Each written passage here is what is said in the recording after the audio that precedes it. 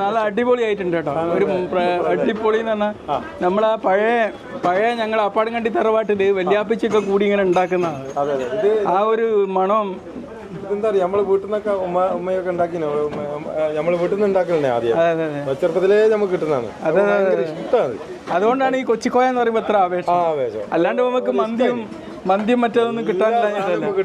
യഥാർത്ഥത്തിൽ ഇത് എങ്ങനെ രൂപപ്പെട്ടു വന്നതിനെ പറ്റി ഗവേഷണം, അതാണ് ഞാൻ ചോദിച്ചോണ്ടിരിക്കുന്നത്. അവരോട് ചോദിച്ചു എങ്ങനെയാണ് ശരിക്കും ഇതിന് കൊച്ചിന്ന് പേര് വരാൻ പാടില്ലായിരുന്നു.